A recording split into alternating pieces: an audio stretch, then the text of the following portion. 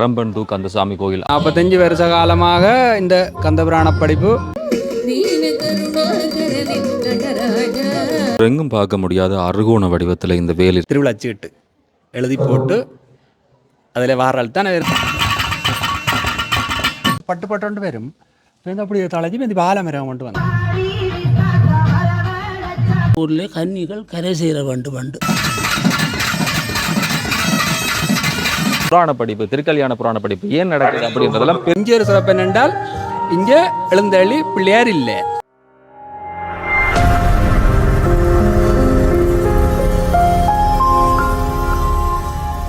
இன்றைக்கு நாங்கள் அம்பனில் நிற்கிறோம். அம்பன்ல கரம்பன் கந்தசாமி கோயில் அப்படின்னு சொல்லப்படக்கூடிய ஒரு கோவில். திருக்கல்யாண படிப்பு குறிப்பாக ஒவ்வொரு நாளும் ஒவ்வொரு இடங்களில் ஒவ்வொரு திருவிழாக்கள் நடக்கும். ஆனால் இந்த கோயிலில் மிக மிக வித்தியாசமான திருவிழாக்கள் நிறைய இருக்குது. திருவிழாவே இல்லைன்னு சொல்லலாம். இந்த திருக்கல்யாண படிப்பு, அதையொட்டி வரக்கூடிய இந்த தீர்த்தம், அது திருக்கல்யாண படிப்புனா சாதாரண விஷயம் கிடையாது. இப்போ நாங்கள் இரவு 7 மணிக்கு நிற்கிறோம். இப்போ கொஞ்ச நேரத்தில் கலை நிகழ்ச்சி எல்லாம் தொடங்க போகுது. பூசை வழிபாடுகள் ஒன்று முடிஞ்சிருக்குது. இதுக்கு பிறகு விடிய பூசையெல்லாம் நடந்து 3 மணிக்கு பிரதான பூசையெல்லாம் நடைபெற்று அதுக்கு பிறகு சுவாமி அழகிய முத்துச்சாபுரத்தில் வீதி விளம்பரக்கூடிய இந்த விஷயம், இடையில பல்வேறுபட்ட கலை நிகழ்வுகள். ஏன் இந்த விஷயம் அல்லது இந்த புராண படிப்பு, திருக்கல்யாண புராண படிப்பு ஏன் நடக்குது அப்படின்றதெல்லாம் பெரிய கேள்வி இருக்கும். ஏனைய கோயில் திருவிழாக்கள் வித்தியாசப்பட்டிருக்கக்கூடிய வரலாற்றோடு கூடியிருக்கக்கூடிய இந்த கோவிலுடைய முக்கியமான விஷயங்களையும் இன்றைக்கு என்ன நடக்குது அப்படின்றதையும் இந்த காணொலியில பதிவு செய்கிறேன். கோவிலினுடைய வெளிப்புற பகுதி முழுவதுமே நிறைய மின் விளக்குகள் போட்டு இரவு வேலை என்னன்னு சொன்னாலும் பகல் போல காட்சியடையக்கூடிய விஷயம். இதில் முன்னுக்கே ஒரு அரச மரம், அதுக்கு நல்ல குந்து. இந்த வேளையில் நிறைய பேர் காத்திருந்து இந்த திருவிழாவுக்காக இந்த இடத்துல இருக்கிறார்கள். அதை விட இதில் சுவாமி வெளிவரக்கூடிய வீதி விளம்பரக்கூடிய அந்த சப்பரம் எல்லாம் இந்த இடத்துல தான் நிறுத்தி வைக்கப்பட்டிருக்குது. கிட்டத்தட்ட எனக்கு அறிந்த வரை ஒரு 45 வருஷ காலமாக இந்த கந்தபுராண படிப்பு நடைபெற்று வருகிறது. அது நாங்கள் சித்திரை மணவாள குலத்திலிருந்து புனர்பூச நட்சத்திரத்திலிருந்து தொடங்குவோம். சித்திரை, வைகாசி, ஆனியில் ஒரு நாளை பார்த்து ஆனியில் வள்ளியம்மன் கல்யாண படிப்பு படிப்போம். அதுக்கிடையில் அதுக்குள்ள உள்ள கந்தபுராணத்தில் உள்ள படிப்புகளை முறையே நாங்கள் ஒரு நாளை குறித்து படித்து கொண்டு வருவோம். அதுக்கு சிவபெருமானுக்குரிய கல்யாணம் வரும். மற்றது அடுத்ததாக தேவானையம்மனுக்கு ஒரு கல்யாணம் வரும். மற்றது இன்றைய தினம் வள்ளியம்மன் திருமணம். இதைத்தான் இந்த ஊர் மக்கள் வெகு சிறப்பாக எனக்கு தெரிந்த காலம் தொடங்க 45 வருஷம் எனக்கு தெரியும். அன்று தொடக்கம் இதைத்தான் அலங்கார திருவிழாவும் இல்லை, பெரிய திருவிழாவும் இல்லை, இதை நல்ல சிறப்பாக கொண்டாடி கொண்டு வருகிறேன். நிறைந்த மின் விளக்குகள் இரவை பகலாகி கொண்டிருக்கிறது. அதை விட ரம்மியமான ஒரு சூழல் இந்த இடத்துல இருக்குது.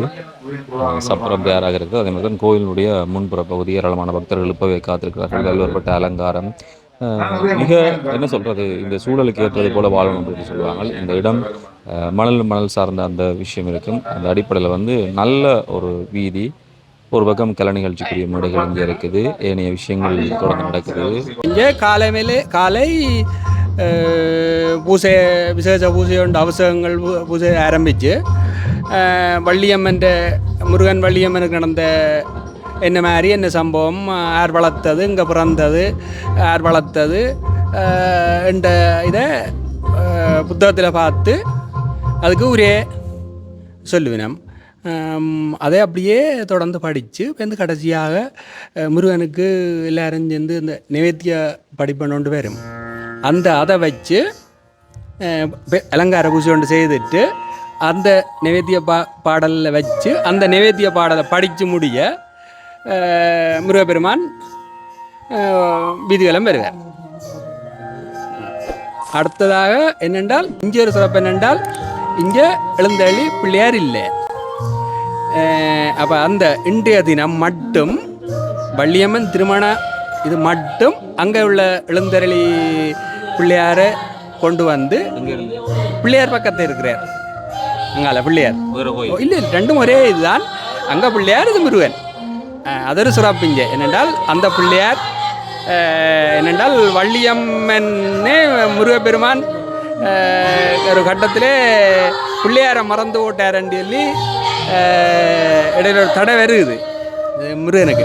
அப்போ முருகன் தான் இணைக்கிறார் அண்ணாவை என்ற யானை வடிவத்தில் வந்து முருகனுக்கு உதவி செய்கிறார். அந்த அந்த அதை வச்சு நாங்கள் அந்த பிள்ளையாரை இங்கே கொண்டு வரணாங்க. கொண்டு அவரையும் இங்கே உள்ளீதி சுற்றி பயந்துபிடிக்க சப்பரத்தில் அவரையும் சேர்ந்தாங்க. அதே போல் பிள்ளையாவில் ஆவணச்சவத்திலண்டு இந்த முருகன் அங்கே போவார்.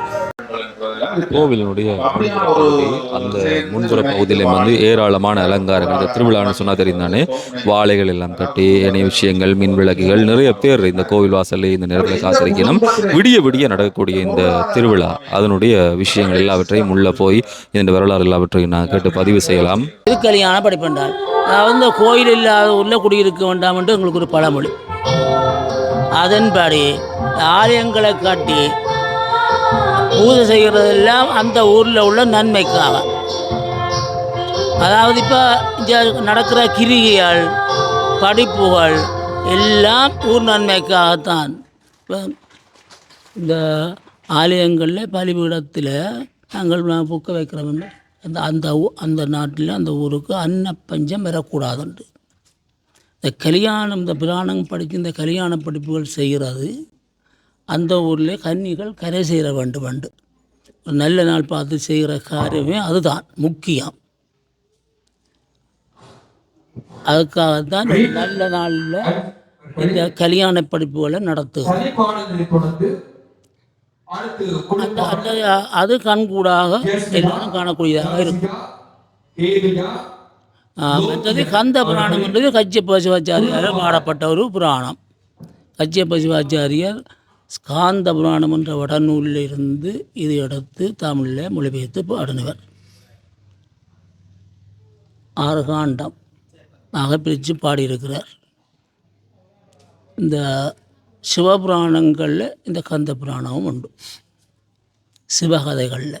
ஓமம் அது அந்த ஒற்று காலமும் நாங்கள் அன்னதானம் வச்சது, மற்ற புராண படிப்பு, நித்திய பூசைகள் ஒன்றும் தடப்படையில்லை. சகல இதுவும் நடந்தது. இதுக்கு அங்கால எதுவும் போயிடாது. அதால் சகல இதுவும் நடந்தது. கந்த தட்டி உற்சவம், இந்த கந்த புராண படிப்பு, அன்னதானங்கள் எல்லாம் செய்து நாங்கள் ஊர் மக்கள் சேர்ந்து செய்தவை. அருகோணவேல் புதுமையானவர் எவ்வளோ விஷயங்களை நடத்தி காட்டியிருக்கிறார்.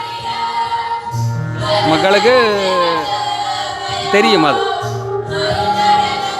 அதே போல் கந்து தட்டி காலமும் பெரிய விசேஷம் இங்கே நடக்கிறது. 6 நாளும் இங்கே வந்திருந்து உபாசம் இருந்து இங்கே தீர்த்தம் மட்டும் கரைத்து மடத்தில் இருந்து 6ஆம் நாள் சூரம்போர் நடைபெற்று 7ஆம் நாள் அன்னதானம் சாப்பிட்டு தான் வீட்டை போவினோம். அன்னதானம் சாப்பிட்டு பின்னேரம் தேவானையம்மன் படிக்கிறது. அதுவும் படித்து முடிஞ்சு தான் போவினோம். தேவானையம்மன் கல்யாண படிப்பு முடித்து தான் வீட்டை போவினோம். அதாவது நாங்கள் எங்களுடைய சமயாசாரப்படி எப்படி இந்த கல்யாணம் நடக்குதோ அதே மாதிரி இறைவனுக்கும் அந்த முறையில் கல்யாணம் நடத்துகிறார்கள். மனுஷரால் செய்யக்கூடிய ஒரு அறிஞ்சொரு கிரிகை. அதுக்கு மிஞ்சி செய்ய எங்களுக்கு தெரியாது, யாருக்கும் தெரியாது. இப்போ ஒரு அரசன் தான் ஒரு நாட்டில் பெரியவன். அந்த அரசனுக்கு செய்கிற மரியாதையை தான் நாங்கள் இங்கே சுவாமிக்கும் செய்கிறோம்.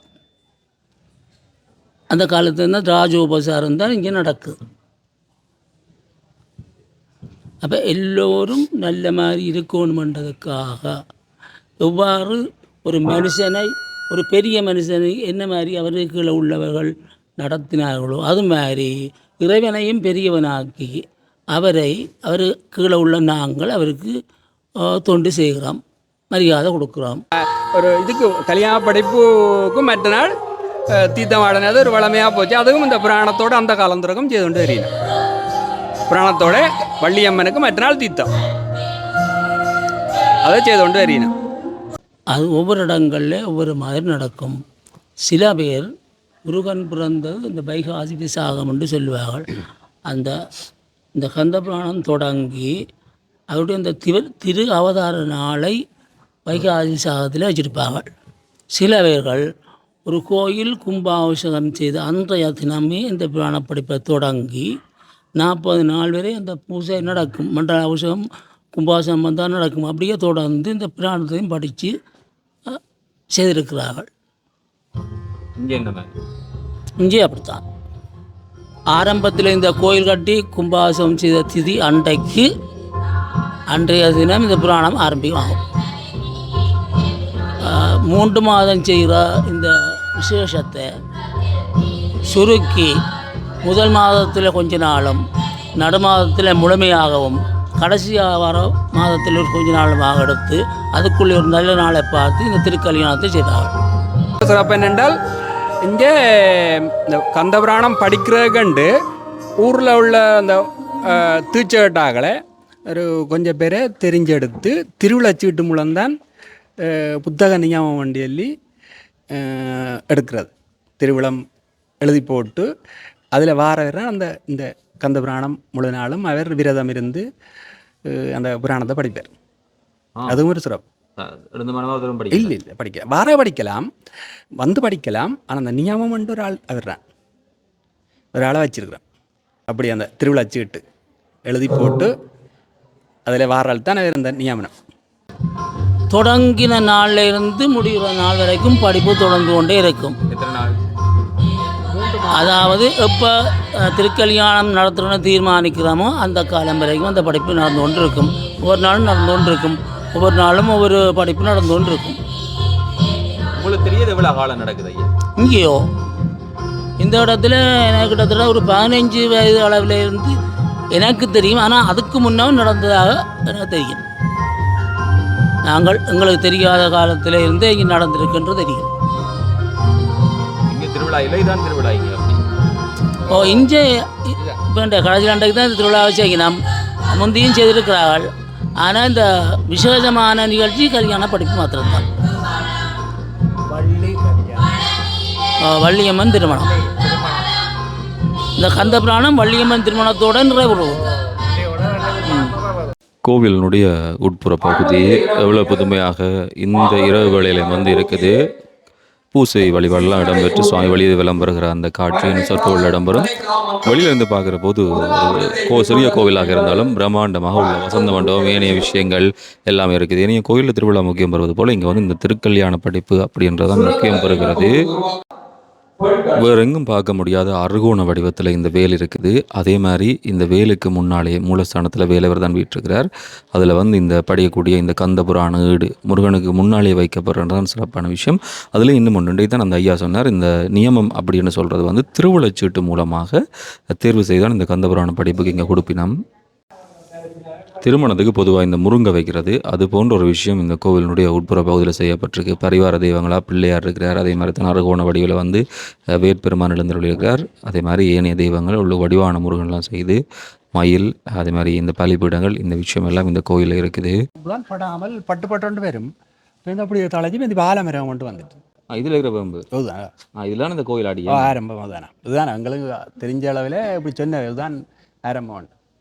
மிக பறந்திருக்கிற அந்த வேப்பரம் பொதுவாக வந்து இந்த அம்மன் கோயிலில் தான் வேம்பு தலைவிருட்சமாக கொள்ளப்படும். ஆனால் ஒரு முருகன் கோயிலில் இந்த வேம்பு அது வந்து பட்டு கொண்டு வருமாம், பிறகு திருப்பி மீளத்தில் இருக்கும். அதோடு சேர்த்து ஒரு ஆலமரம் அதுவும் சேர்ந்து தான் இப்போ வளர்ந்துருக்குது. இந்த கோவிலுடைய இந்த பக்கமாகவே இந்த தலைவிருட்சம் இப்போ இருக்குது.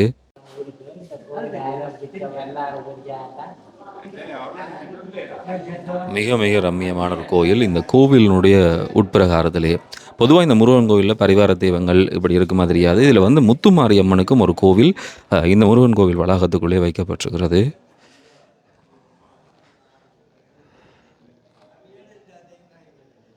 அது பக்கத்தில் தான் இந்த வசந்த மண்டபம். உள்ளே வந்து அப்படி ஒரு ரம்மியமான ஒரு காட்சி இந்த கோயில். இந்த திருவிழாண்டபடியாக எல்லா விதமான விஷயங்களும் செய்து வைக்கப்பட்டிருக்கிறது. தோரணம், வாழை, அது தனியான ஒரு கம்பீரத்தையும் அழகையும் இந்த கோயிலுக்கு இப்போ மங்களத்தையும் வந்து நிறையவே கொடுக்கும்.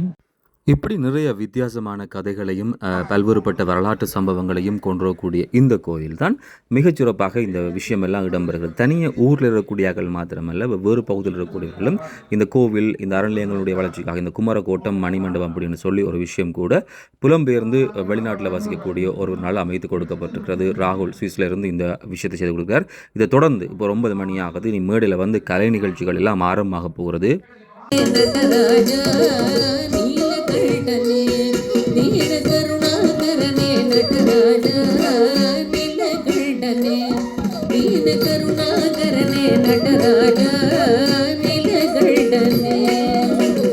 நின்னருள் புகழ்ந்த பணிவு என்னையும் இறங்கி அருளும் நின்னையுள் புகழ்ந்து பணியும் என்னையும் இறங்கி அருளும் மௌன குருவேயரனே எனையாண்ட நிலகண்டனே மௌன குருவேயரனே எனையாண்ட நிலகண்டனே தீன கருணாகரனே நடராஜா நீலகண்டனே தீன கருணாகரனே நடராஜா நீலகண்டனே தீன கருணாகரனே நடராஜா நீலகண்டனே தீன கருணாகரனே நடராஜா நீலகண்டனே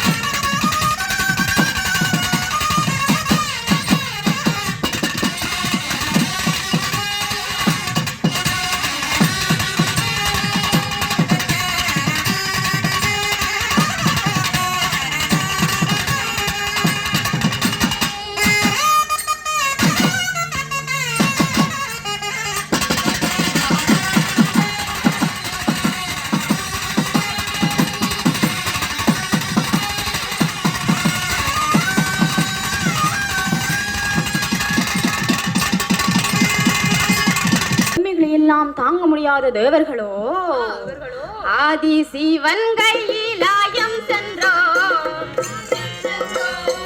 அழுது தழுது புலம்பினரே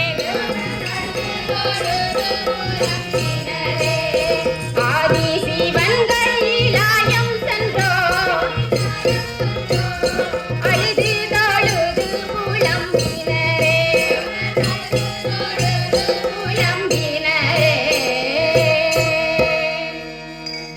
சுவாமி, அந்த அசுரர்கள் செய்கின்ற கொடுமைகளை எல்லாம் எங்களால் தாங்க முடியவில்லை. காப்பாற்றுங்கள் என்று கதறி எழுத தேவர்களை பார்த்து சிவபெருமான், தேவர்களே பயப்படாதீர்கள், நான் உங்களை காப்பாற்றுகிறேன் என்று கூறி தனது சக்தியினாலே ஒரு குமாரனையும் உருவாக்கி பெடியல்ல மட்டும் கண்ணாரு 109 வீரர்களையும் உருவாக்கி சரி உங்களோட கணக்குகளை வீடுகள்ல போய் பார்த்துக் கொள்ளுங்க. அவர்களுக்கு சக்தி வாய்ந்த ஆயுதங்களையும் கொடுத்து அப்படி என்ன ஆயுதம்? மண்பட்டி கோடா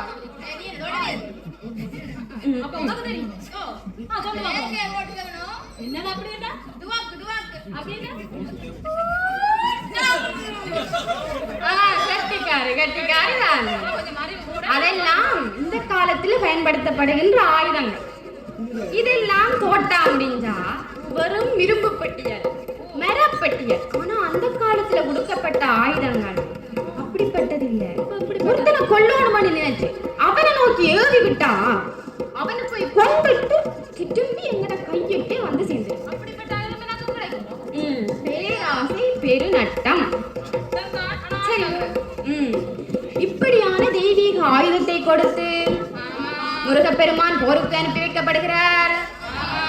முருகப்பெருமான் போரிலே சூரவன்மனை கொன்று தேவர்களையும் சிறையிலிருந்து மீட்டுக் கொண்டு வந்து தெய்வேந்திரனின் மகளாகிய தெய்வத யானையையும் திருமணம் செய்து கொள்கிறார்.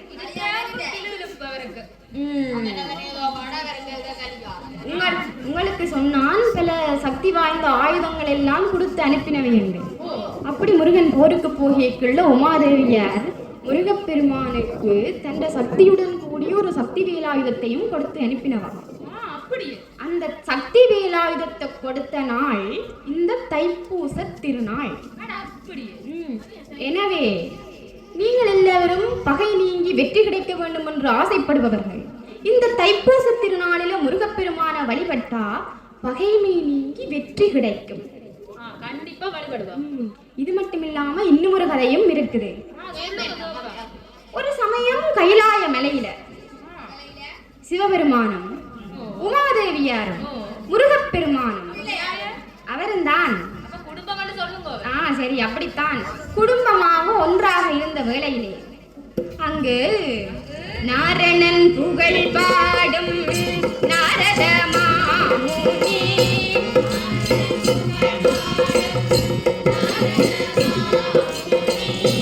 ஐயனை நாடி வந்தார். 9 மணிக்கு தொடங்கின கால நிகழ்ச்சி விடிய 3 மணி வரை நடந்தது. நாதஸ்வர கச்சேரி, இந்த ஊர் பிள்ளைகளுடைய நடனம், பாடல், வில்லுப்பாட்டு, பட்டிமன்றம், இப்படி நிறைய விஷயங்கள் நடந்து முடிந்ததுக்கு பிறகு இப்போ தான் வசந்த மண்டப பூஜை ஆரம்பமாக போகிறதுக்கு பிறகு சாமி சுற்றி வரக்கூடிய இந்த விஷயம் எல்லாம் இடம்பெறும்.